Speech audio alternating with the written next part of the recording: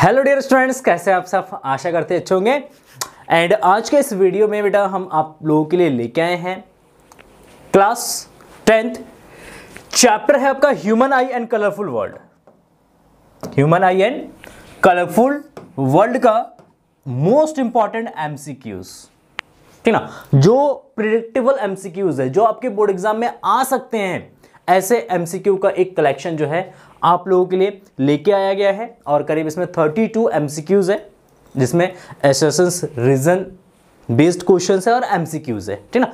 Case study based questions के अलग से एक वीडियोस बनाऊंगा, उसका लिंक डिस्क्रिप्शन में डाल दूंगा, तो आप जाके उसको देख लीजिएगा। एंड जिन बच्चों ने अभी तक लाइट वाले चैप्टर का एमसीक्यूज और उसके वन शॉट वीडियोस नहीं देखा है, तो उसका लिंक भी डिस्क्रिप्शन में है, आप जाके उन वीडियोस को भी जरूर देखिए। एंड नेक्स्ट, अगर आप इस चैप्टर का एक वन शॉट वीडियो चाहते हैं तो कमेंट सेक्शन में जरूर लिखिएगा, तो इस पे एक वन शॉट वीडियो भी मैं बना दूंगा आप लोगों के लिए, जिसमें डिटेल एक्सप्लेनेशन हर एक टॉपिक का मैं दूंगा आपको, ठीक ना। तो अगर वन शॉट वीडियो चाहिए तो कमेंट सेक्शन में जरूर लिखिएगा। तो चलिए स्टार्ट करते हैं session chapter human I and colourful world. देखिए, पहला क्वेश्चन बहुत ही सिंपल और बहुत ही सुंदर और सुशील सा क्वेश्चन है। क्वेश्चन नंबर फर्स्ट क्या कह रहे हैं? A ray diagram of refraction through prism is shown, ठीक ना। Locate the angle of prism and angle of deviation respectively. तो we have to locate the angle of prism and angle of deviation. Angle of prism and angle of deviation को आपको locate करना, मतलब बताना है आपको कि कौन सा एंगल ऑफ डेविएशन है, कौन सा एंगल ऑफ प्रिज्म है, रिस्पेक्टिवली बताना। पहले आपको एंगल ऑफ प्रिज्म बताना है, फिर एंगल ऑफ डेविएशन बताना है। तो ये आपके पास डायग्राम दे रखा है बेटा, यहां पे ये आपके पास डायग्राम दे रखा है ना, ये डायग्राम है। अगर इस डायग्राम को देखें हम, यहां पे इसको अगर ऑब्जर्व करें बेटा, देखो इसको थोड़ा सा और जूम आउट कर दे, जूम कर देता हूं मैं, है ना। तो यहां से आपको दिख जाएगा, दिख रहा होगा, है ना। देखो एंगल ऑफ प्रिज्म की अगर हम बात करेंगे तो एंगल ऑफ प्रिज्म यहां पे ये है एंगल ऑफ प्रिज्म। देखो यहां पे जो एंगल बन रहा है ये आपका प्रिज्म है ना। इस प्रिज्म में यहां पे जो एंगल बनता है इसको बोलते हैं angle of prism. Angle of prism बोला जाता है। तो एंगल ऑफ प्रिज्म यहां पे इसको लोकेट किया गया 1 के साथ, तो एंगल ऑफ प्रिज्म तो हो जाएगा आपका 1।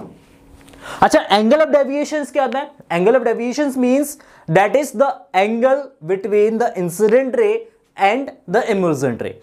इमर्जेंट रे को जब बैकवर्ड मीट करता है और इंसिडेंट रे को जब हम फॉरवर्ड डायरेक्शन में मीट करते हैं, और जब वो दोनों एक दूसरे को इंटरसेक्ट करते हैं, तो इंटरसेक्टिंग पॉइंट पर जो आपका एंगल बनता है उसको बोलते हैं एंगल ऑफ डेविएशन बोलते हैं। तो यहां पे एंगल ऑफ डेविएशन देखेंगे तो ये हमारा इंसिडेंट रे हो गया बेटा,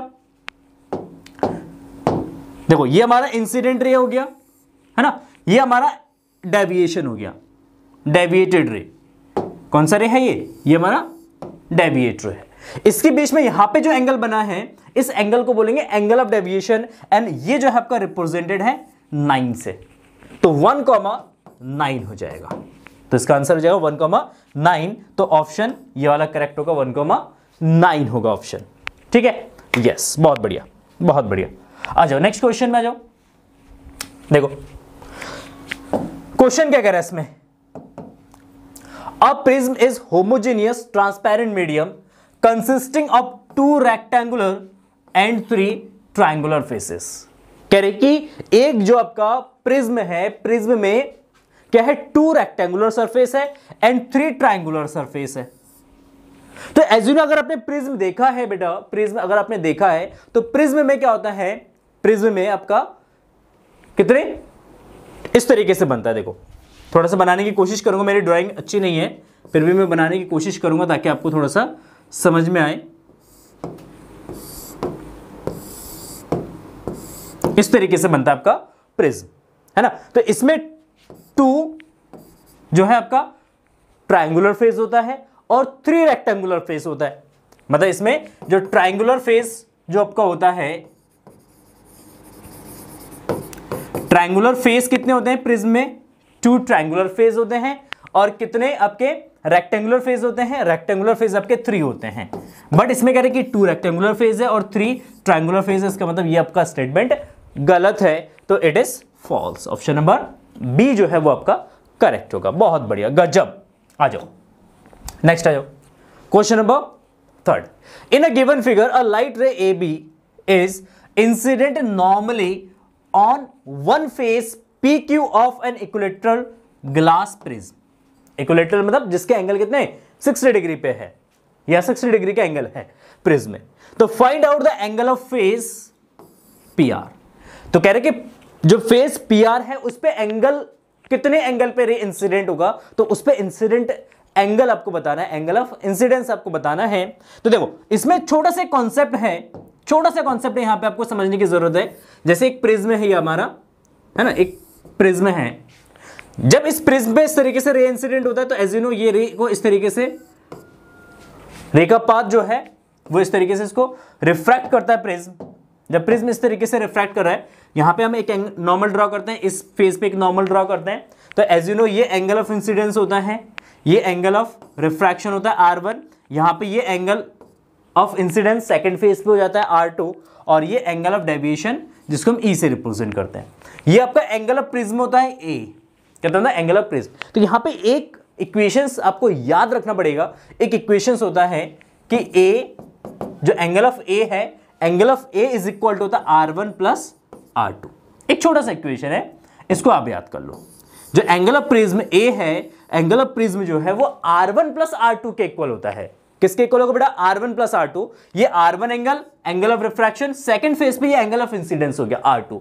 तो वी हैव टू कैलकुलेट, इस इक्वेशन में आपको R2 कैलकुलेट करना है कि सेकंड फेज पे जो रे है वो किस एंगल पे इंसिडेंट होगा, वो आपको बताना है.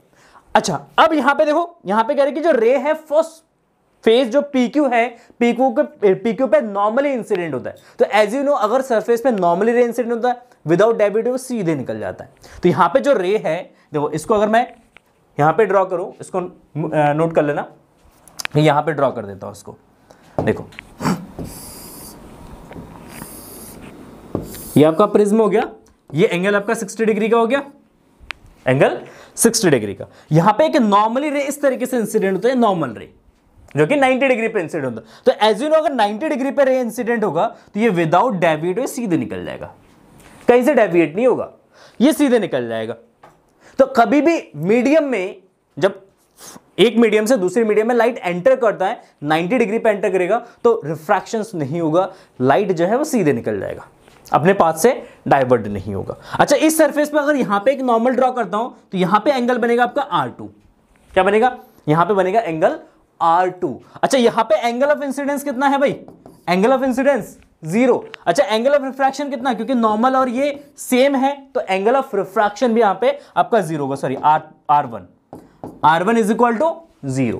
अच्छा, एंगल ऑफ प्रिज्म कितना आपका 60 डिग्री. तो A is equal to 60 degree is equal to R1 आपका 0, R2 हमें कैलकुलेट करना है. तो यहां से R2 इज इक्वल टू कितना हो जाएगा बेटा? R2 जो है आपका 0 डिग्री हो जाएगा. तो यहां पे सॉरी 0 डिग्री होगा, 60 डिग्री हो जाएगा. A का वैल्यू 60 है ना, तो R2 जो है आपका 60 डिग्री हो जाएगा. तो इसके अकॉर्डिंग ऑप्शन जो है आपका A करेक्ट होगा. Option number A is correct. अच्छा, आ जाओ नेक्स्ट क्वेश्चन नंबर 4 देखो. क्वेश्चन नंबर 4 क्या कह रहे हैं?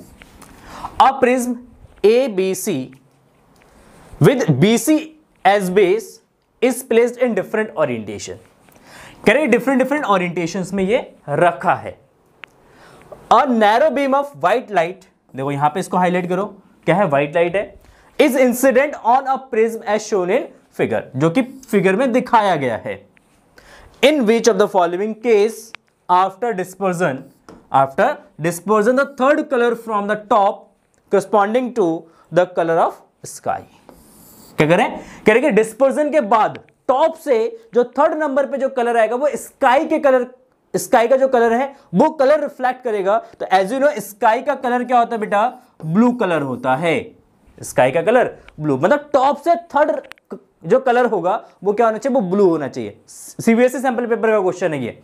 सीबीएसई सैंपल पेपर में क्वेश्चन आ रखा है. देखो कैसे करेंगे इस क्वेश्चन को. तो सबसे पहले इसका अगर आप रे डायग्राम बनाते हो,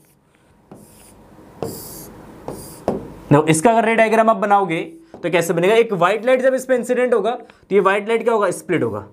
कितने पार्ट में? 7 पार्ट्स में. कितने पार्ट्स में? 7. 1 2 3 4 5 6 7. हाँ, इस तरीके से 7 पार्ट्स में क्या हो जाएगा? स्प्लिट हो जाएगा. अच्छा, 7 कलर्स क्या होंगे? VIBGYOR VI VGYOR। तो टॉप से थर्ड कलर पे, थर्ड रैंक पे कौन सा कलर है भाई? येलो है। तो इसका मतलब ये तो नहीं हो सकता, फर्स्ट ऑप्शन तो हमारा नहीं हो सकता, ये रॉन्ग है। अच्छा ये रॉन्ग है तो इसको मिटा दो भाई, इसका तो कोई काम नहीं हुआ। अच्छा सेकंड चेक करो, सेकंड का रे डायग्राम बनाओ। देखो इस पे एक रे व्हाइट लाइट जो है वो इस तरीके से इंसिडेंट हुआ। जब इस तरीके से रे इंसिडेंट होगा तो उसको स्प्लिट करेगा इस तरीके से, 3 3 6 और एक साथ, इस तरीके से क्या करेगा, इसको स्प्लिट करेगा, है ना। इस तरीके से इसका स्प्लिटिंग होगा, ठीक है, कर दिया स्प्लिटिंग। अच्छा कलर कौन सा होगा? तो विबग्योर, VIVGYOR।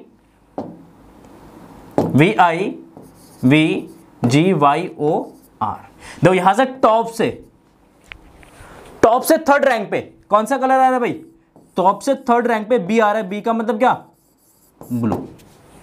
विबग्योर में जो बी है, बी किसको रिफ्लेक्ट करता है, किसको रिप्रेजेंट करता है? बी जो है आपका ब्लू को रिप्रेजेंट करता है। तो टॉप से थर्ड रैंक पे कौन सा कलर आ रहा है भाई? ब्लू कलर आ रहा है। क्वेश्चन में भी ये कह रहा है कि टॉप से थर्ड रैंक पे corresponding to the colour is sky. Third colour जो है टॉप से वो क्या होना चाहिए? स्काई के कलर होना चाहिए, मतलब ब्लू होना चाहिए। तो इसके अकॉर्डिंग ऑप्शन नंबर बी जो है वो आपका करेक्ट होगा। तो ऑप्शन ए हमारा नहीं हो सकता है, ऑप्शन बी हमारा करेक्ट होगा, बाकी सब ऑप्शन सी और ऑप्शन डी जो है आपका गलत हो जाएगा, उसका रॉन्ग हो जाएगा, छोड़ दो उसको। अच्छा देखो सिंपल सा क्वेश्चन पूछा है यहाँ पे, सिंपल सा क्वेश्चन आपसे पूछा है, कह रहे कि the splitting of white light into 7 colours on passing through a glass prism is due to. कह रहे कि जब एक ग्लास से, मतलब ग्लास प्रिज्म से जब एक व्हाइट लाइट को हम पास करते हैं तो व्हाइट लाइट जो है 7 कलर्स में स्प्लिट हो जाता है। तो इस फिनोमेना को क्या बोलते हैं? इस फिनोमेना को क्या बोलते हैं? जल्दी से आंसर इसका कमेंट सेक्शन में लिखना। देखना चाह रहे हो कितने बच्चे सही आंसर दे रहे हैं। तो जल्दी से 4 ऑप्शन है आपके पास, जो भी करेक्ट ऑप्शन है आप कमेंट सेक्शन में जल्दी से लिखो, जल्दी से, टाइम नहीं है भाई, फास्ट। यस ओके ठीक है। तो यहां पे ये जो फिनोमेना है that is the dispersion, splitting of white light. Splitting of white light means that is dispersion, ठीक है। स्कैटरिंग का मतलब क्या होता है? स्कैटरिंग का मतलब होता है कि लाइट को स्कैटर्ड करना, उसको फैला देना। जब लाइट किसी एक ऐसे मीडियम से पास होता है जिसके पार्टिकल्स बहुत टाइनी पार्टिकल्स है, बहुत छोटे छोटे पार्टिकल्स है, तो वो पार्टिकल, वो मीडियम क्या करता है? लाइट के किसी पर्टिकुलर कलर्स को ऑल डायरेक्शन में स्प्रेड कर देता है, जिसकी वजह से हमें स्काई ब्लू दिखता है, डीप वाटर आपका ब्लू दिखता है ना। सनसेट सनराइज के टाइम में आपको जो है सन जो है रेडिश दिखता है, तो उसके पीछे स्कैटरिंग का फिनोमेना होता है। तो स्कैटरिंग लाइट का फैलना, डिस्पर्जन लाइट का, जो व्हाइट लाइट है व्हाइट लाइट का स्प्लिट होना उसके 7 फंडामेंटल कलर्स में। तो यहां पे इसका आंसर जो होगा बेटा, इसका आंसर होगा ऑप्शन नंबर ए, डिस्पर्जन। बाकी आपको रिफ्रैक्शन एंड रिफ्लेक्शन के बारे में पता है। रिफ्रैक्शन मींस जब मीडियम चेंज होता है लाइट का तो वो अपने पाथ से डाइवर्ट होता है। रिफ्लेक्शन का मतलब बाउंस बैक होता है। जब लाइट किसी स्मूथ सरफेस पे इंसिडेंट होता है तो वहां से लाइट को क्या करता है? वो रिफ्लेक्ट करता है, उसको बाउंस बैक करा देता है। आ जाओ क्वेश्चन नंबर 6। क्या कह रहा है? The colour of white light deviates through the largest angle by a prism is. कह रहे कि जब एक व्हाइट लाइट को ग्लास प्रिज्म से पास करते हैं तो उस केस में सबसे लार्जेस्ट एंगल पे कौन डाइवर्ट होता है? तो अभी मैंने डायग्राम बनाया था एक प्रिज्म का। लेट्स से ये प्रिज्म है, जब इस पे एक व्हाइट लाइट इंसिडेंट होता है तो ये इसको क्या करता है? स्प्लिट करता है इस तरीके से। इसको क्या करता है? स्प्लिट करता है 3 3 7, ठीक है। ये इस तरीके से इसको क्या कर रहा है? स्प्लिट कर रहा है, ठीक। अच्छा अगर इसको स्प्लिट करते हैं तो यहां पे जो कलर बनता है विबग्योर का कलर बनता है, बट लिखने का पैटर्न क्या होता है? नीचे से लिखा जाता है। पैटर्न जो है वो नीचे से लिखा जाता है, VIVGYOR, है ना। तो सबसे मोस्ट डेविएटेड कौन होता है? V means violet, V means violet, है ना। तो सबसे ज्यादा डेविएट कौन होता है? वॉलेट होता है। सबसे लीस्ट डेविएट किसका होता है? सबसे लीस्ट डेविएट जो है बेटा आपका रेड कलर जो है सबसे लीस्ट डेविएट होता है। और ये डेविएशन डिपेंड करता है किस पे? वेवलेंथ पे। ये भी बता दो तो डेविएशन जो है आपका, डेविएशन जो है ये प्रोपोर्शनल होता है वेवलेंथ के। किसके प्रोपोर्शनल होता है? वेवलेंथ के। जिसका वेवलेंथ सबसे ज्यादा होगा उसका डेविएशन कम होगा, जिसका वेवलेंथ कम होगा उसका डेविएशन ज्यादा होगा। तो रेड लाइट का वेवलेंथ सबसे ज्यादा होता है तो इसलिए वो कम डेविएट होता है। वॉयलेट कलर का सबसे लीस्ट वेवलेंथ होता है इसलिए उसका डेविएशन मोस्ट होता है। तो deviation is proportional to 1/λ। Lambda is what? That is the wavelength of light. क्या होता है? Wavelength of light. तो इसके अकॉर्डिंग ऑप्शन नंबर सी जो है आपका करेक्ट होगा। वॉयलेट कलर जो है वो आपका सही होगा। आ जाओ नेक्स्ट क्वेश्चन में, क्वेश्चन नंबर 7। क्वेश्चन नंबर 7 देखो क्या कह रहे हैं, which of the following statement is correct regarding the propagation of light of different colours of white light in air. मतलब एयर में जब व्हाइट लाइट मूव करता है तो उसमें कौन सा स्टेटमेंट करेक्ट है? तो यहां पे सबसे पहले बता दो, जब लाइट एयर में या वैक्यूम में ट्रैवल करता है तो लाइट के अंदर जितने भी कलर्स होते हैं, लाइट के अंदर जितने भी कलर्स होते हैं वो कलर्स एक ही स्पीड से ट्रैवल करता है और सबकी जो स्पीड होती है, सारे कलर्स की स्पीड 3 × 10⁸ मीटर पर सेकेंड होता है। कितना? 3 × 10⁸ मीटर पर सेकेंड होता है। ठीक है, यस, इतने स्पीड से सारे कलर्स ट्रैवल करते हैं। विवग्योर्स जितने, मतलब 7 कलर जो है विवग्योर्स है वो इसी स्पीड से किसमें, एयर में या वैक्यूम में ट्रैवल करते हैं। बट जब मीडियम चेंज होता है, जब मीडियम चेंज होता है तो अलग अलग कलर्स जो है वो डिफरेंट स्पीड से ट्रैवल करते हैं। किससे? डिफरेंट स्पीड से ट्रैवल करते हैं। फिर उस केस में स्पीड चेंज हो जाता है जब लाइट एयर से किसी एक डेंसर मीडियम में एंटर करता है। तो इसके अकॉर्डिंग, अगर इस कॉन्सेप्ट के अकॉर्डिंग अगर हम इसको आंसर करें तो देखो, सबसे पहले red light move faster air में, नहीं ये नहीं हो सकता। ठीक ना। Blue light move faster than the green, नहीं ये भी नहीं हो सकता क्योंकि एयर में ट्रैवल कर रहा है। All colours of white light moves with the same speed, yes see correct होगा। Yellow light moves with the mean speed as that of red and violet, नहीं ये भी हमारा गलत है। विद रिस्पेक्ट टू एयर, मतलब एयर के respect में, अगर यहां पे एयर की जगह कुछ ग्लास दे रखा होता, वाटर दे रखा होता, तो उस केस में फिर हम एनालाइज करते हैं कि किस कलर की स्पीड ज्यादा होगी और किसकी स्पीड कम होगी। ठीक है, यस आ जाओ क्वेश्चन नंबर 8।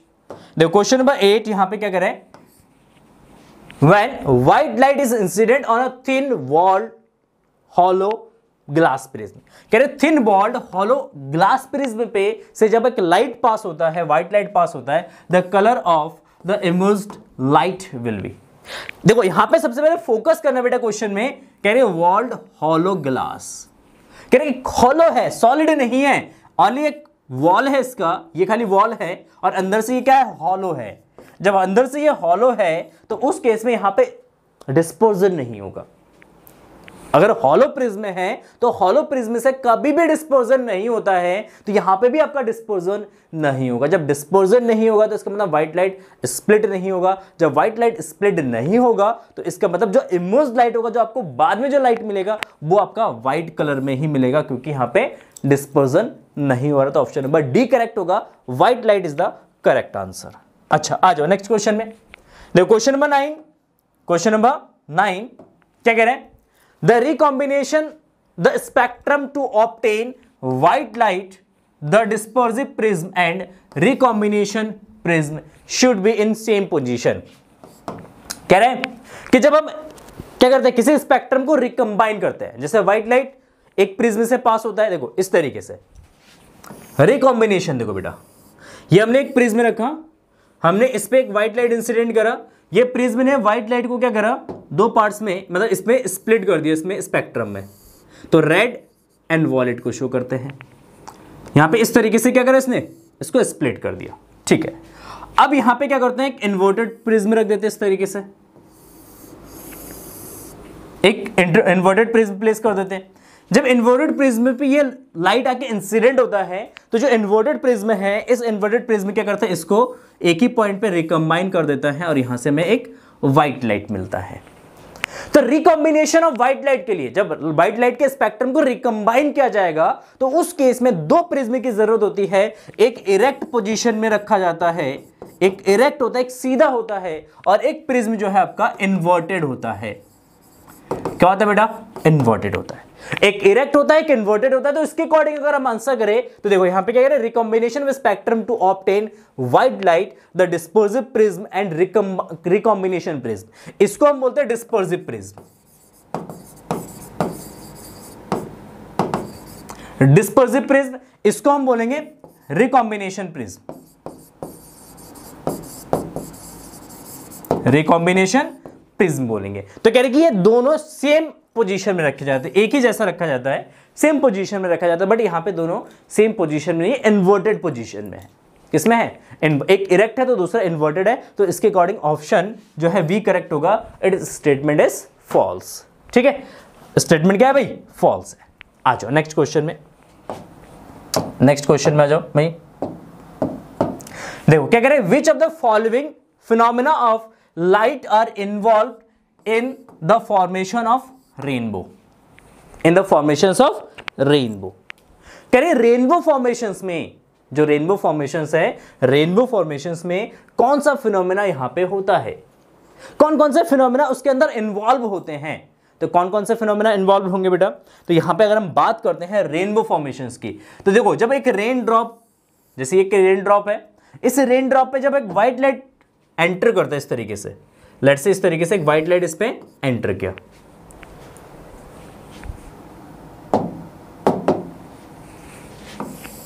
यहां से एक व्हाइट लाइट इस तरीके से क्या हुआ, इस पे एंटर करा। जैसे व्हाइट लाइट इस पे एंटर करेगा तो एज यू नो ये नॉर्मल की तरफ थोड़ा सा बेंड हो जाएगा।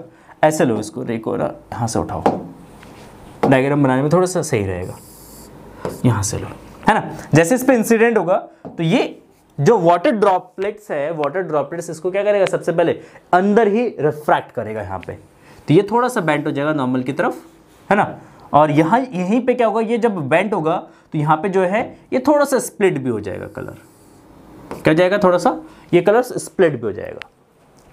ठीक है, तो इसके अंदर डिस्पर्जन होगा। जैसे रे यहाँ पे इंसिडेंट होगा तो यहाँ से फिर अगेन इसका इंटरनल रिफ्लेक्शन होगा, इंटरनली इसके अंदर क्या हो जाएंगे, रिफ्लेक्ट होंगे। रिफ्लेक्ट की बात करो, हाँ, इंटरनली रिफ्लेक्ट होंगे। और फिर यहाँ पे जो ऑब्जर्वर होगा, उस ऑब्जर्वर को यहाँ पे जो कलर्स दिखेगा वो अलग अलग 7 कलर्स दिखेंगे। तो देखो इस पॉइंट पर यहाँ पे लाइट क्या हुआ, रिफ्रैक्ट हुआ, मतलब यहाँ पे रिफ्रैक्शन हुआ। फिर कलर इसके अंदर स्प्लिट हो तो उसके मतलब यहाँ पे डिस्पर्जन भी हुआ। क्या हुआ बेटा, डिस्पर्जन हुआ। और यहां से लाइट टकरा के वापिस आ गया, बाउंस बैक हुआ, तो यहां पे टोटल इंटरनल रिफ्लेक्शन हुआ, टोटल इंटरनल रिफ्लेक्शन भी हुआ। तो 3 फिनोमेना इसमें इन्वॉल्व होता है, एक आपका refraction, dispersion and total internal reflection. Again यहां पे लाइट जो है आपका क्या हो गया बेटा, यहां पे लाइट जो है फिर से रिफ्रैक्ट हुआ है, इसके अंदर यहां पे रिफ्रैक्शन हुआ है। तो इसके अकॉर्डिंग आंसर करो आप, देखो इसके अकॉर्डिंग आंसर करो। ये इस तरीके से रेनबो आपका फॉर्मेशन होता है, रेनबो इस तरीके से आपका फॉर्म करता है। तो अगर आप इसके बेस पे इसको आंसर करेंगे तो सिंपली क्या होना चाहिए, refraction, dispersion and total internal reflection. तो यहां पे है टोटल इंटरनल रिफ्लेक्शन, तो डिस्पर्जन, स्कैटरिंग नहीं, ये नहीं हो सकता है, इंटरनल रिफ्लेक्शन, आउटर रिफ्लेक्शन। ठीक है, हाँ यहाँ पे एक वर्ड ऐड होगा, यहाँ पे ना एक वर्ड ऐड हुआ, प्रिंटिंग में मुझे लग रहा है टाइपिंग में मिस्टेक हुआ है। Refraction, dispersion and total internal reflection, option number C correct होगा। क्या जाएगा, ऑप्शन नंबर सी। तो refraction, dispersion and total internal reflection. ठीक है, तो ये फिनोमेना आपका वर्क करेगा, सी जो ऑप्शन है आपका करेक्ट हो जाएगा। अच्छा, अब आ जाओ क्वेश्चन नंबर 11। देखो क्वेश्चन नंबर 11 में क्या कह रहा है, ये light rays are deviated by a prism and deviation angle d is measured by light ray of different frequencies, the including blue light and the red light. Which graph is correct, which graph is correct? देखो simple यहां पे ये frequency है, red blue की ये deviation है, ये हमारा डेविएशन है। तो फ्रीक्वेंसी एंड डेविएशन के बीच में यहां पे आपका क्या ड्रॉ किया गया है, फ्रीक्वेंसी एंड डेविएशन के बीच में आपका ग्राफ ड्रॉ किया गया है। अच्छा आ जाओ, देखो V I V G Y O R, है ना, विवग्योर। अगर हम बात करेंगे यहां पे नीचे की तरफ जाएंगे तो आपका लैम्डा जो है वो इंक्रीज होगा। लैम्डा क्या होगा? इंक्रीज होगा। पहली बात समझो, लैम्डा आपका इंक्रीज होगा। अच्छा, अगर हम इसको ऊपर जाएंगे तो आपकी जो फ्रीक्वेंसी है एफ वो डिक्रीज होगा। अगर ऊपर जाएंगे तो एफ इंक्रीज होगा। सॉरी, क्या होगा? एफ, अरे एफ जो है वो आपका इंक्रीज होगा। ठीक है, क्लियर? जब हम नीचे आएंगे वेवगियर में तो सबसे लोएस्ट फ्रीक्वेंसी पे कौन, सॉरी वेवलेंथ पे कौन होगा? वॉलेट। सबसे हाईएस्ट फ्रीक्वेंसी वेवलेंथ पे कौन होगा? रेड होगा। सबसे लोएस्ट फ्रीक्वेंसी किसका होगा? रेड का होगा। सबसे हाईएस्ट फ्रीक्वेंसी किसका होगा? वॉलेट का होगा। ठीक है, एक तो ये चीज समझ में आ गया आपको। दूसरी चीज समझो, देखो दूसरी चीज ये कह रहा है कि जो डेविएशन है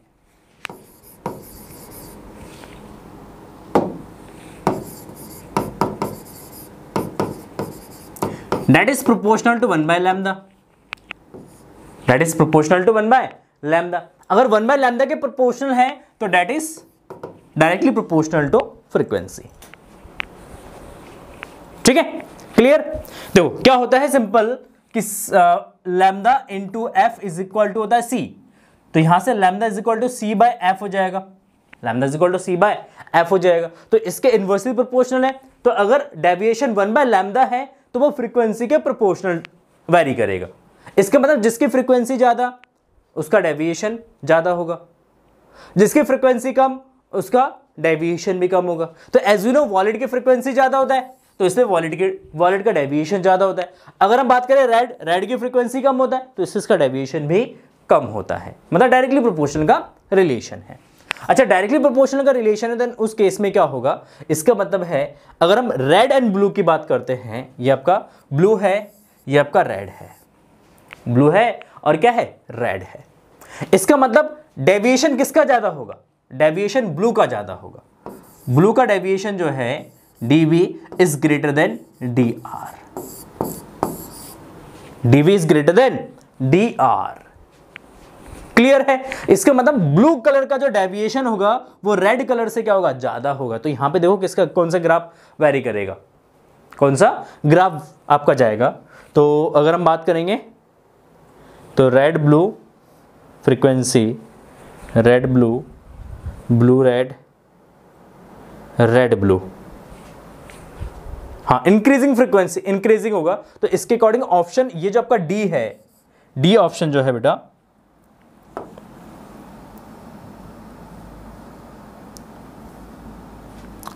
ऑप्शन नीचे छुप गया ना, इसको थोड़ा सा ऊपर कर लो।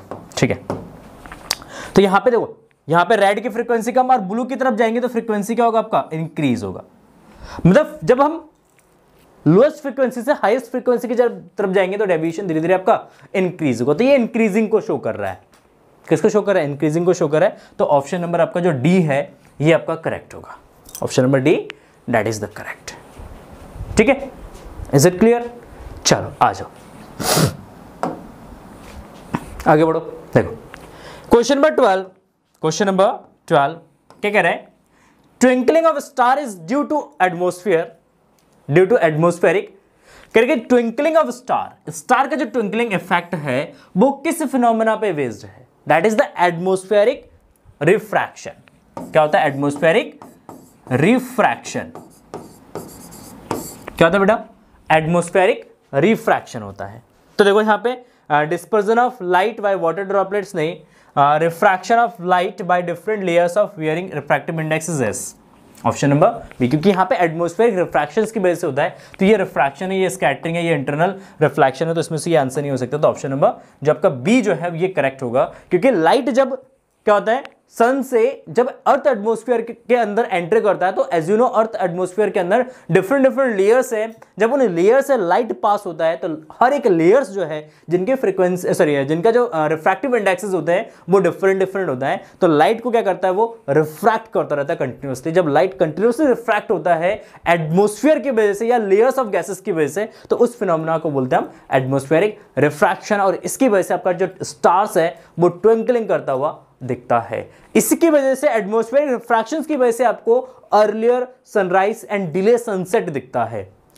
अर्लियर सनराइज में सनराइज जो है 2 मिनट पहले हो जाता है और सनसेट 2 मिनट बाद होता है, तो वो इफेक्ट आपका एटमॉस्फेरिक रिफ्रैक्शन की वजह से ही। क्वेश्चन नंबर 13 कह रहे इज इट रियली ट्रू और a myth that stars appear higher than they actually are, if yes then which phenomena is responsible for it. कह रहे कि जो स्टार्स है, क्या वो स्टार जो है वो उसके एक्चुअल पोजीशन से थोड़ा सा में हायर पोजीशंस में दिखता है? क्या ये एक्चुअल में ऐसा होता है या ये मिथ है? तो एज यू नो, हाँ ऐसा में दिखता है। अगर स्टार, लेट अस अज्यूम, अगर ऑब्जर्वर यहां पे है, अगर आप यहां पे अर्थ सरफेस से एक स्टार है जो कि इसके एक्चुअल पोजीशन यहां पे है, जब यहां से लाइट क्या आता है आता है और अर्थ एटमॉस्फेयर में जब लाइट रिफ्रैक्ट होता है और ये जो रिफ्रैक्टेड रेज है इसको जब पीछे मीट करते हैं, तो ये स्टार जो है इसके एक्चुअल पोजीशन से थोड़ा सा में ऊपर दिखता है। मतलब ऑब्जर्वर जो है, ऑब्जर्वर को ये वाला स्टार दिखेगा, ये अपीयर होगा, ये अपीयर नहीं होगा, बट ये इसका एक्चुअल पोजीशन है। तो एक्चुअल पोजीशन से थोड़ा सा वो हायर पोजीशंस पे में दिखता है। ऐसा इसलिए दिखता है due to atmospheric refraction. Yes, atmospheric refraction of light. तो एटमॉस्फेरिक रिफ्रैक्शन ऑफ लाइट की वजह से जो है स्टार की एक्चुअल पोजीशन हमें नहीं दिखता है, वो हमेशा स्लाइडली हायर पोजीशंस में दिखता है। तो याद रखना ये किस फिनोमेना पे बेस्ड है? एटमॉस्फेरिक रिफ्रैक्शन पे बेस्ड है। आ जाओ देखो नेक्स्ट क्वेश्चन। नेक्स्ट क्वेश्चन यहां पे देखो क्या कह रही है। हाँ देखो, which phenomena is depict in the diagram given below, है ना। कह रहे कि यहां पे ये जो इस डायग्राम में जो आपका फिनोमेना दिखाया गया है, ये फिनोमेना जो है, मैं सॉरी, यहां पे इस डायग्राम में जो आपका एक फिनोमेना दिखाएगा वो किस पे डिपेंडेंट है या किस पे बेस्ड है? तो which phenomena is depict in the diagram given below. इस डायग्राम में कौन सा फिनोमेना है ये आपको बताना है। देखो सन ऑरिजिन से नीचे है, यहां से लाइट जैसे अर्थ एटमॉस्फेयर में एंटर करा, अर्थ एटमॉस्फेयर ने इसको क्या करा? रिफ्रैक्ट करा, और रिफ्रैक्ट जब करेगा, रिफ्रैक्टेड रेज जब इसको बैकवर्ड मीट करेंगे तो यहां पे सन का आपको एक इमेज दिखेगा। तो ये जो फिनोमेना है दैट इज अर्लियर सनराइज का है। किसका फिनोमेना है? अर्लियर सनराइज का फिनोमेना है। तो अर्लियर सनराइज का फिनोमेना जो कि बेस्ड होता है एटमॉस्फेरिक रिफ्रैक्शन पे बेस्ड होता है। ठीक है, किस पे? अर्लियर सनराइज पे, सॉरी एटमॉस्फेरिक रिफ्रैक्शन पे बेस्ड होता है। तो ये अर्लियर सनराइज का फिनोमेना है। तो देखो यहां पे earlier sunrise and late sunset, ठीक है, ये बेस्ड है। ठीक है, change in shape of sun during sunrise and at noon होगा ये, एट नून। हाँ थोड़ा सा ब्लरनेस भी आता है। जो सन है, सन का जो इमेज आपको यहाँ पे दिखता है, ये थोड़ा सा यहाँ पे ब्लरनेस भी आता है। ठीक है ना, जब ब्लरनेस आता है यहाँ पे तो वो भी आपका एटमॉस्फेरिक रिफ्रैक्शंस की वजह से ही आता है। तो इसका मतलब बोथ ए एंड बी हो जाएगा। ऑप्शन नंबर सी करेक्ट होगा, बोथ ए एंड बी हो जाएगा। ठीक है, दोनों फिनोमेना यहाँ पे आपको देखने को मिलेगा। आ जाओ next, stars near the horizon twinkle more than those that are overhead. कह रहे हॉरिजन पे जो स्टार्स होते हैं वो ज्यादा ट्विंकल करेंगे, more than those that are overhead. जो ओवरहेड पे होंगे, देखो ये आपका मून, सॉरी और सरफेस हो गया, ये आपका ओरिजिन लाइन हो गया। कह रहे कि अगर ओरिजिन यहां पे अगर एक स्टार है, या आपका यहां पे एक स्टार है, एक स्टार आपका ओवरहेड पे है, तो यहां से जब लाइट यहां पे पहुंचेगा ऑब्जर्वर तक, तो इसको ये जो स्टार है ये ज्यादा ट्विंकल करते हुए दिखेंगे, यहां पे जो स्टार होगा ये कम ट्विंकल करेंगे। हाँ ऐसा होता है क्योंकि जब यहां पे सन है, यहां से जब स्टार्स कि लाइट जब ऑब्जर्वर तक पहुंचेगा तो उसको बहुत ज़्यादा लॉन्गर डिस्टेंस ट्रैवल करना पड़ेगा, तो बहुत ज़्यादा वो डेविएट होगा अपने पाथ से। ये कम डेविएट होगा, जब ओवरहेड पे होगा तो कम डेविएट होगा। तो इस केस में ये कम ट्विंकल करेगा, ये आपका ज़्यादा ट्विंकल करेगा। Yes it is true, option number A is correct, ये ट्रू होगा। ठीक है, अच्छा आ जाओ नेक्स्ट क्वेश्चन में। Question number 16, at noon the sun appears white as. ठीक ना, कह रहे नून टाइम में जो सन है वो आपका व्हाइट दिखता है। क्यों दिखता है? तो सन का जो कलर होता है, रेडिश कलर जो होता है, वो स्कैटरिंग की वजह से होता है।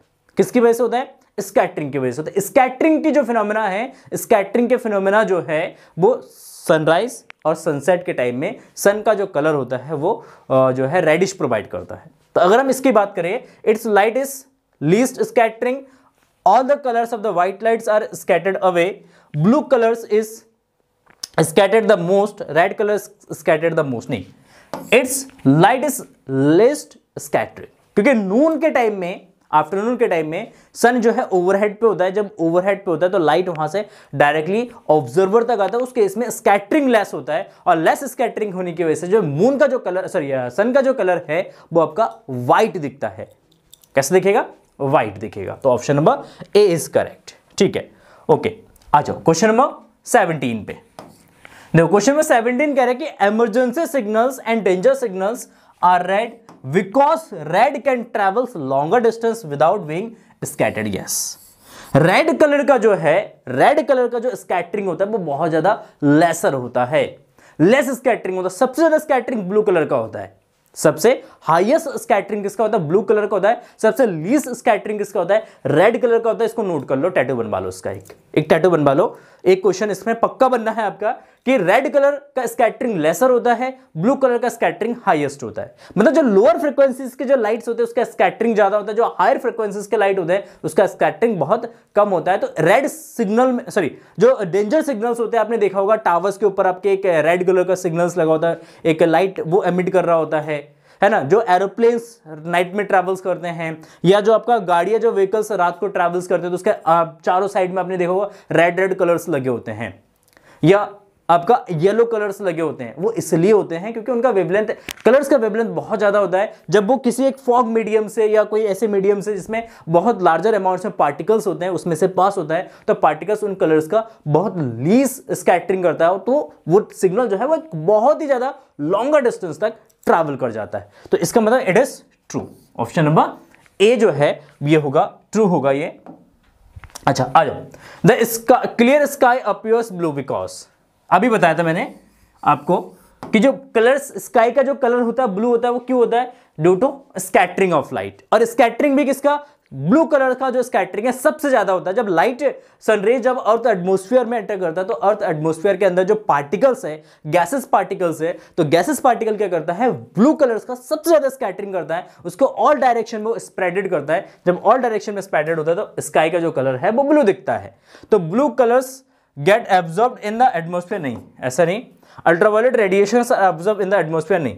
Violet and blue lights get scattered more than light and light of all the other colors by the atmosphere। अच्छा, डी ऑप्शन क्या तरीका है? light of all other colors is scattered more than the violet and blue, नहीं। तो ये option आपका option number सी जो है करेक्ट होगा। वॉलेट एंड ब्लू का स्कैटरिंग सबसे ज्यादा होता है क्योंकि लेसर वेवलेंथ्स के होते हैं। आ जाओ। Match the column first and column second and choose the most appropriate options from the codes given below. ठीक है, क्या कह रहे हैं? Match columns first and column second and choose the most appropriate options from the codes given below. ये आपके दो columns दे रखे हैं, इनमें से आपको मैच करना है, और मैच करने के बाद आपको यहां पे बताना है कि कौन सा पेयर आपका जो है वो सही है।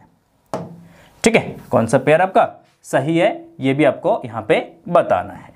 देखो, तो सबसे पहले अगर हम बात करते हैं पेयर की, तो बेटा देखो यहां पे सबसे पहले, हाँ देखो, twinkling of star, twinkling of star दिख रहा है अब? यस, देखो ट्विंकलिंग ऑफ स्टार किस पे डिपेंड करता है? Twinkling of star is what? That is the atmospheric refraction. Atmospheric refraction की वजह से आपका ट्विंकलिंग इफेक्ट आता है, ट्विंकल करते हैं। Yes, rainbow formations, that is the dispersion internal reflection. देखो व्हाइट कलर ऑफ, देखो व्हाइट कलर ऑफ, ये डिस्पर्जन होता है। व्हाइट कलर का क्या होता है? डिस्पर्जन होता है। और रेनबो फॉर्मेशंस ये आपका इंटरनल रिफ्लेक्शन होता है।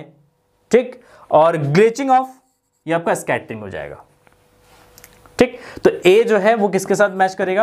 आपका ए जो है आर के साथ मैच कर रहा है। अच्छा, बी जो है आपका क्यू के साथ मैच करेगा। अच्छा, सी जो है आपका पी के साथ मैच करेगा, और डी जो है आपका यस के साथ मैच करेगा। ठीक है, तो इसके अकॉर्डिंग अगर हम बनाए ऑप्शन तो ए जो है आपका आर के साथ, A R B P B Q C R A P. Twinkling of star, तो ये एटमॉस्फेरिक रिफ्रैक्शन की वजह से ट्विंकलिंग ऑफ स्टार्स होते हैं, तो ए तो आर के साथ करेगा, तो इसके अकॉर्डिंग ये ऑप्शन सही होना चाहिए, ऑप्शन नंबर सी करेक्ट होना चाहिए। बी पी के साथ रेनबो का फॉर्मेशंस डिस्पर्जन्स भी होता है, देखो यहाँ पे, क्योंकि अब अगर हम बात करें रेनबो फॉर्मेशंस ऑफ रेनबो की अगर हम बात करते हैं कि इसमें तीन फिनोमेना होते हैं, एक रिफ्रैक्शन भी होता है, इंटरनल रिफ्लेक्शन भी होता है, डिस्पर्जन भी होता है। क्या होता है? डिस्पर्जन भी होता है। तो इसके अकॉर्डिंग देखो, सबसे पहले ए जो है वो तो आपका ए आर के साथ मैच करेगा। अगर रेनबो फॉर्मेशंस को डिस्पर्जन के साथ मैच कर देते हैं, क्योंकि डिस्पर्जन की फिनोमेना भी हो, वो स्प्लिटिंग होता है। White colour of total internal reflection हो जाएगा, सी का एस के साथ हो जाएगा, स्कैटरिंग हो जाएगा व्हाइट कलर का। व्हाइट कलर जब पास होता है किसी मीडियम से तो उसके क्या होता है? स्कैटरिंग होता है ना, उसमें से कलर्स का स्कैटरिंग होता है, इस तरीके से इसको समझेंगे। और ग्लिटरिंग ऑफ इंटरनल रिफ्लेक्शन। तो ऑप्शन नंबर सी जो है, ये वाला ऑप्शन जो है आपका करेक्ट होगा। ठीक है, ऑप्शन नंबर सी करेक्ट हो जाएगा। तो यहां पे कभी कभी कंफ्यूजन हो जाता है, क्योंकि रेनबो फॉर्मेशंस में ये भी आता है और ये भी आता है, बट ऑप्शंस के अकॉर्डिंग अगर देखेंगे तो डिस्पर्जन होना चाहिए। ठीक है, आ जाओ 20 नंबर क्वेश्चन, देखो क्या कह रहे हैं। The orange reddish appear of sun during the sunrise and sunset is because of. अभी हर 2-3 क्वेश्चंस में मैंने आपको ये रिपीट करवाया, आप इसका आंसर करोगे कमेंट सेक्शन में। जल्दी से इसका आंसर बताओ कि जो सन जो है वो सनराइज एंड सनसेट के टाइम में रेडिश क्यों होता है, उसके पीछे कौन सी फिनोमेना है। ऑप्शन है डिस्पर्जन ऑफ लाइट, नेक्स्ट है स्कैटरिंग ऑफ लाइट, नेक्स्ट है total internal refraction of light, and next है reflection of light from the earth. बताओ कौन सा फिनोमेना यहां पे बेस्ड है। यस, जल्दी से करेंगे, जितने भी बच्चे हैं सारे बच्चे आंसर करेंगे इसका। देखो यहां पे जो है आपका सिंपली बेस्ड जो है ये आपका किस पे है? स्कैटरिंग ऑफ लाइट पे बेस्ड है बेटा। किस पे बेस्ड है? Scattering of light. Scattering of light की वजह से ही आपका सन जो है वो ऑरेंज रेडिश दिखता है। कैसा दिखता है? ऑरेंज रेडिश दिखता है, या कभी कभी एलॉइश भी दिखता है। ठीक है, आ जाओ next question. The bluish colour of water in deep sea is due to. Again colour reflect हो रहा है, क्या हो रहा है? कलर, कौन सा कलर? Blue colour. तो यहां पे जो फिनोमेना आपका बेस्ड है, यहां पे जो फिनोमेना आपका जो क्या कहते हैं आएगा, किस फिनोमेना की वजह से डीप सी का जो वाटर है वो आपका ब्लू दिखता है। इसका आंसर भी आप कमेंट सेक्शन में लिखेंगे। जल्दी से लिखो, जल्दी, सारे बच्चे आंसर करेंगे विद इन 30 सेकंड के अंदर आंसर करेंगे जल्दी से। यस यस यस, जल्दी से करो भाई। हाँ आ रहे, ठीक है। ऑप्शंस लिख दो। देखो फर्स्ट ऑप्शन है less present of algae and other planets found in the water. ठीक ना, कह रहे कि वाटर के अंदर जो एल्गेज होते हैं, प्लांट्स या जो फफूंदी या थोड़े से सैवाल जो होते हैं वो, या अदर प्लैनेट्स की वजह से कलर जो है आपका ब्लू दिखता है। या कह रहे कि refraction of sky in water, कह रहे कि स्काई जो है, स्काई का रिफ्रैक्शन पड़ता है वाटर पे, तो इसीलिए क्योंकि स्काई ब्लू कलर का, जब उसका रिफ्रैक्शन आएगा तो उसको ब्लू कलर देगा। या स्कैटरिंग ऑफ लाइट की वजह से होता है। या absorption of light by the sea जो है वो क्या करता है? कलर को, लाइट को एब्जॉर्ब कर लेता है और उसके एब्जॉर्प्शन की वजह से जो है ब्लू कलर आता है।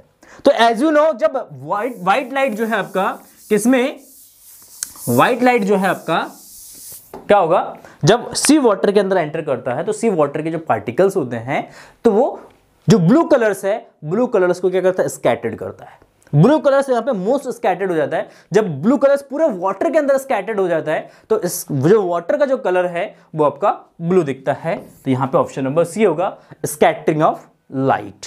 क्या? Scattering of light. नेक्स्ट आ जाओ। नेक्स्ट देखो, colours of light, sorry colours of headlight suitable for vehicles in a foggy weather is. करके अगर बहुत ही ज्यादा कोहरा होता है, फॉगी वेदर्स है ठंडियों के टाइम में, तो कह रहे कि उस केस में जो आपका हेडलाइट है, हेडलाइट का जो कलर है, लाइट का जो कलर है वो क्या होना चाहिए, या किस कलर का लाइट होने पे ज्यादा सुटेबल्स होगा। तो अगर हम इसकी बात करेंगे तो एज यू नो, क्योंकि फॉगी वेदर से बहुत ज्यादा वाटर ड्रॉपलेट्स हमारे एटमॉस्फेयर में प्रेजेंट है, तो अगर व्हाइट लाइट अगर हम यूज करेंगे तो व्हाइट लाइट यूज करने से क्या होगा, व्हाइट लाइट पूरी तरीके से स्कैटर्ड हो जाएगा, वो लॉन्गर डिस्टेंस ट्रैवल नहीं कर पाएगा। तो उस केस में हायर वेवलेंथ के लाइट को यूज करना पड़ेगा। अगर हायर वेवलेंथ के लाइट की अगर हम बात करते हैं तो यहाँ पे जो आपका रेड लाइट है, रेड लाइट की फ्रीक्वेंसी जो आपका वेवलेंथ होता है वो हायर होता है, तो इसका मतलब रेड लाइट यहाँ पे आपका यूज होना चाहिए। तो ऑप्शन नंबर बी जो है करेक्ट हो जाएगा कि रेड कलर जो है हम यहाँ पे यूज करेंगे। ठीक है, तो रेड कलर्स यूज करेंगे, क्योंकि रेड कलर से अगर यूज करते हैं ना बेटा इसमें, तो रेड कलर को यूज करने से क्या होगा कि वो लॉन्गर डिस्टेंस तक ट्रैवल करेगा। जब लॉन्गर डिस्टेंस तक ट्रैवल करेगा तो लॉन्गर डिस्टेंस तक अगर कोई व्हीकल्स है, कुछ भी है, तो वो आपको इजीली दिख जाएगा। तो इसलिए हम रेड कलर यूज करेंगे। ठीक है, अच्छा आ जाओ नेक्स्ट क्वेश्चन, क्वेश्चन नंबर 23।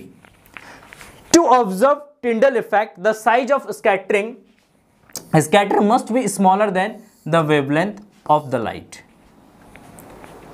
कह रहे हैं कि जब हम किसकी बात करते हैं, हम जो है स्कैटरिंग की बात करते हैं, उसमें टिंडल इफेक्ट भी आता है। एक टिंडल इफेक्ट आपने देखा होगा कभी, जैसे क्या होता है, दिन के टाइम है, बेसिकली मॉर्निंग के टाइम में दिखता है आपको, मॉर्निंग के टाइम में ज़्यादातर आपको ऑब्जर्व होता है। जब मॉर्निंग के टाइम में जैसे आपके घर में कहीं एक सन की रेज आती है ना, कहीं एक होल है और उस होल से एक छोटी सी एक किरण आ रही है आपके घर के अंदर, और आप उस किरण को ऑब्जर्व करो, उस रे को अगर ऑब्जर्व करते हो तो आपने देखा होगा कि उस रे के अंदर बहुत सारे पार्टिकल्स होते हैं, चमकते हुए दिखते हैं, मतलब ट्विंकलिंग करते हुए दिखते हैं।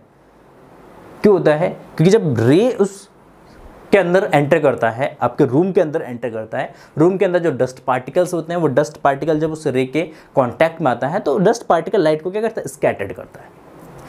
ऑल डायरेक्शन में लाइट को क्या करता है, स्कैटर्ड। वो चमकता हुआ जो आपको डस्ट पार्टिकल दिखता है, वो जो इफेक्ट है उसको हम बोलते हैं टिंडल इफेक्ट बोलते हैं। तो कह रहे हैं टिंडल इफेक्ट में जो पार्टिकल की जो साइज है वो वेवलेंथ से कम होनी चाहिए। नहीं, ऐसा जरूरी नहीं है, ठीक है ना, उसके इक्वल, अगर वेवलेंथ के इक्वल भी है तो भी आपका स्कैटरिंग दिखेगा। तो इसमें स्टेटमेंट जो है आपका फॉल्स होगा। ठीक है, बट एक बार चेक कर लेना ट्रू होगा या फॉल्स होगा। आई होप फॉल्स होगा ये। Next question number 24। Question number 24, the sky appear dark to passenger flying at a very high altitude mainly.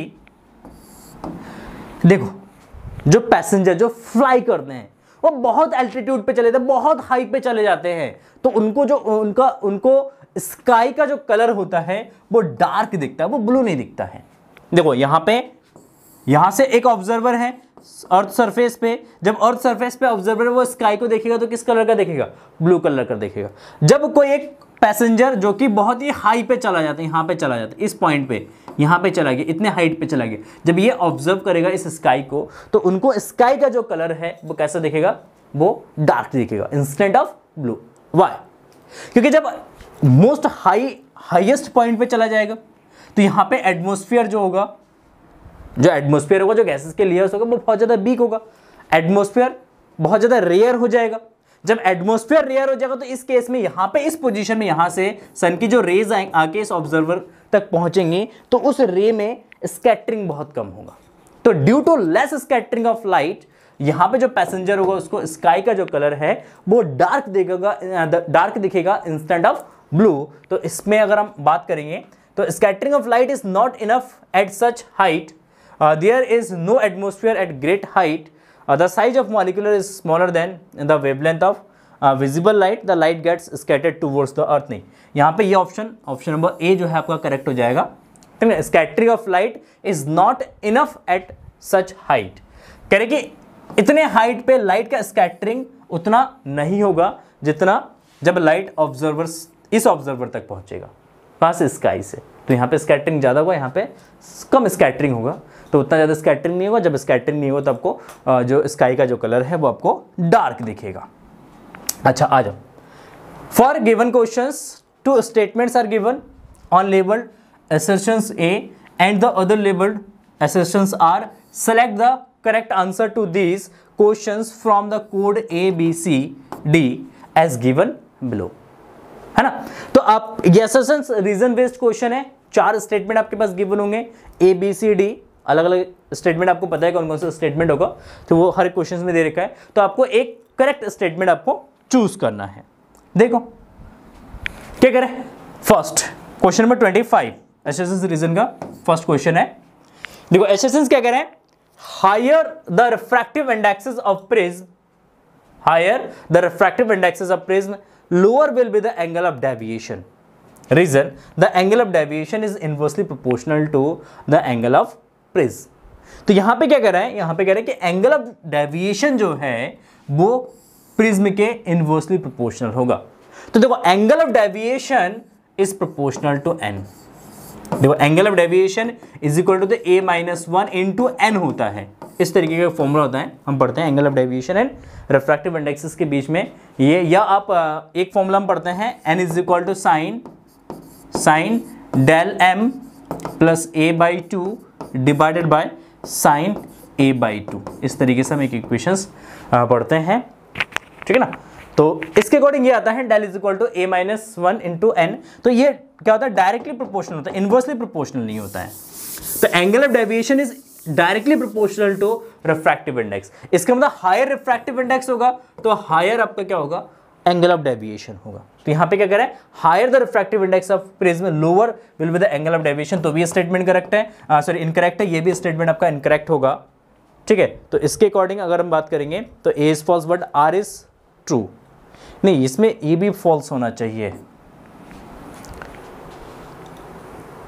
True but R is not a correct explanation. यहाँ पे ये ट्रू होना चाहिए, A is false but R is also true, false होगा यहाँ पे, ये होना चाहिए, क्योंकि दोनों ही हमारा इनकरेक्ट स्टेटमेंट है।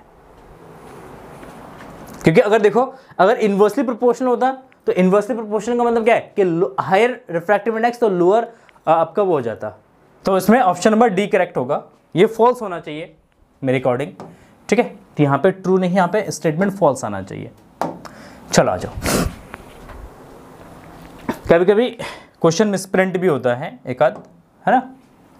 देखो क्वेश्चन नंबर 26 है, assertions the refraction of white light through a glass prism gives rise the dispersion। करके refraction of white light through prism gives rise to dispersion। तो dispersion बेसिकली लाइट का क्या है, different different colours का refraction ही है, तो इसका मतलब स्टेटमेंट ट्रू है, ये कोई दिक्कत नहीं है। नेक्स्ट क्या करें, reason both the refracting surface of glass slab are parallel to each other but the refracting surface of prism are inclined to at an angle called angle of prism. क्या कह रहे हैं, both the refracting surface of glass prism are parallel. कह रहे कि जो glass prism है, sorry glass slab है, ग्लास स्लैब में जो उसके साइड्स होते हैं वो पैरेलल्स होते हैं, but parallel to each other, but the refracting surface of prism are inclined to an angle of. अब देखो जो प्रिज्म है, प्रिज्म में तो जो रिफ्रैक्टिंग सरफेस होता है वो एक एंगल पे इंक्लाइंड होता है, और इस एंगल को एंगल ऑफ प्रिज्म भी बोलते हैं। तो ये स्टेटमेंट भी ट्रू है, बट जो आपका रीजन है, रीजन एसेंस का करेक्ट एक्सप्लेनेशन नहीं है। तो इसका मतलब ऑप्शन नंबर बी करेक्ट होगा, both A and R are true but R is not, but यहां पे आर आएगा, हाँ, R is not the correct explanation of A का करेक्ट एक्सप्लेनेशन नहीं है, तो ऑप्शन नंबर बी करेक्ट हो जाएगा। आ जाओ आगे देखो, नेक्स्ट क्वेश्चन, क्वेश्चन नंबर 27। देखो क्या कह रहे, assertions the rainbow is seen when the sun is behind the observer. क्या कह रहे हैं, assertion the rainbow is seen when the sun is behind the observer. Yes, देखो अगर आपका यहां पे सन है, यहां पे सन है, यहां पे ऑब्जर्वर है आपका, तो आपको रेनबो यहां पे दिखेगा, अपोजिट डायरेक्शन में दिखते हैं, इसका मतलब assertions आपका करेक्ट है। Reason, the rainbow is produced due to dispersion of white light by small rain drops hanging in the airs after the rain. Yes, ये भी आपका सही कह रहा है कि जो रेनबो जो प्रोडक्शन है वो डिस्पर्जन की वजह से होता है, व्हाइट लाइट ऑफ डिस्पर्जन, जो कि स्मॉल रेन ड्रॉप से जो जब लाइट डिस्पर्स होता है तो वो एक रेनबो फॉर्म करता है। हाँ, ये स्टेटमेंट भी आपका करेक्ट है, इस स्टेटमेंट भी आपका करेक्ट है। तो यहां पे ऑप्शन जो है, अब ये बिहाइंड बनता है तो ये आपका हो जाएगा ऑप्शन नंबर ए करेक्ट होगा, क्योंकि जब रेनबो बनेगा तो बिहाइंड द सन, या अगर ऑब्जर्वर यहाँ पे है, ऑब्जर्वर के बिहाइंड में सन है, तो इसके फ्रंट पे आपका रेनबो बनेगा। हाँ, ये होता है, ये रेनबो फॉर्मेशंस में होता है, क्योंकि जब लाइट का इंटरनल रिफ्लेक्शन होता है, लाइट आपका डिस्पोज होता है, तो वो उसके बैक साइड में रेनबो फॉर्मेशंस करता है। तो ऑप्शन नंबर ए करेक्ट होगा, both A and R true, और R is a correct explanation of A हो जाएगा। ठीक है, आ जाओ question number 28, assertions the stars twinkle while planet do not। Yes, star twinkle करते हैं, प्लैनेट्स नहीं करते हैं, ये ट्रू है। ठीक है, रीजन करेंगे stars are much bigger in size than the planet. करेंगे स्टार की जो साइज होती है वो प्लैनेट से बहुत बड़ा होता है। हाँ, होता है, एज यू नो स्टार बहुत बड़े होते हैं प्लैनेट से, बिल्कुल होते हैं, बट दिखते छोटे हैं क्योंकि वो बहुत ही ज्यादा लॉन्गर डिस्टेंस पे होते हैं। तो दोनों ही स्टेटमेंट ट्रू है, बट ट्विंकलिंग इफेक्ट को ये एक्सप्लेन नहीं कर रहा है। तो ऑप्शन बी करेक्ट होगा, both A and R true, but R is not a correct explanation of A. A का करेक्ट एक्सप्लेनेशन नहीं है। ठीक है, नेक्स्ट आ जाओ क्वेश्चन नंबर 29 पे। assertions blue colour of sky appears due to scattering of blue colours. Yes, हाँ, blue colour of sky जो है उसका स्कैटरिंग ऑफ ब्लू कलर की वजह से दिखता है। ये assertions आपका करेक्ट है। assertions आपका क्या है भाई? करेक्ट है। यस, बहुत बढ़िया। देखो रीजन क्या करें, ब्लू कलर्स है shortest wavelength in visible spectrum. Yes, blue colours का जो है शॉर्टेस्ट वेवलेंथ होता है, कम से कम वेवलेंथ होता है शॉर्टेस्ट वेवलेंथ, कम वेवलेंथ होता है, छोटा वेवलेंथ होता है विजिबल लाइट स्पेक्ट्रम में होता है, बट एकदम एटलीस्ट नहीं पूछा है कि एकदम जो है शॉर्टेस्ट होगा। ठीक है, लीस्ट नहीं पूछा है, शॉर्टेस्ट होता है एज यू नो, लीस्ट नहीं होता है। लीस्ट किसका होता है? आपका वॉयलेट कलर्स का। तो इसका मतलब ये भी आपका करेक्ट है। एंड एज यू नो अगर शॉर्टेस्ट वेवलेंथ है तो स्कैटरिंग ज्यादा होगा, तो इससे ब्लू कलर का स्कैटरिंग ज्यादा होता है। तो इसका मतलब इसका ऑप्शन नंबर ए करेक्ट होगा, both A and R is true and R is the correct explanation of A. इससे समझना मतलब आपको समझ जाएंगे कि शॉर्टेस्ट वेवलेंथ है तो स्कैटरिंग ज्यादा होगा, तो इसलिए आपका ब्लू कलर का स्कैटरिंग ज्यादा, तो ऑप्शन नंबर ए करेक्ट हो जाएगा आपका। अच्छा, तो इसी के साथ जो है हमारा सेशन यहीं पे एंड करते हैं। तो प्लीज अगर आपको ये वीडियो पसंद आए तो प्लीज वीडियो को लाइक कर देना, अपने दोस्तों के साथ वीडियो को जरूर शेयर करना, और आपने अभी तक इस चैनल को सब्सक्राइब नहीं किया है तो प्लीज चैनल को सब्सक्राइब करके नोटिफिकेशन बेल को जरूर दबाइएगा। फिर मिलते हैं ऐसे एक इंटरेस्टिंग एंड जानकारीपूर्ण वीडियो के साथ। और किस टॉपिक पे आपको वीडियो चाहिए, क्या इस चैप्टर का आपका वन शॉट वीडियो चाहिए, तो आप जरूर कमेंट सेक्शन में लिखिएगा। अगर आप कमेंट सेक्शन में लिखेंगे तो इस चैप्टर पे एक वन शॉट वीडियो भी मैं आपके लिए जल्द ही लेके आऊंगा, बट आपको लिखना पड़ेगा कमेंट सेक्शन में बेटा, ठीक है, और वीडियो को शेयर करना पड़ेगा। जिन्होंने लाइट चैप्टर के वीडियोस अभी तक नहीं देखा है, लिंक डिस्क्रिप्शन में है, एक बार आप डिस्क्रिप्शन चेक करेंगे तो उसमें सारे वीडियोस के लिंक आपको मिल जाएंगे, तो एक एक करके आप सारे वीडियोस को भी देख सकते हैं। तो चलिए फिर मिलते हैं ऐसे एक इंटरेस्टिंग एंड जानकारीपूर्ण वीडियो के साथ, तब तक के लिए जय हिंद, जय भारत।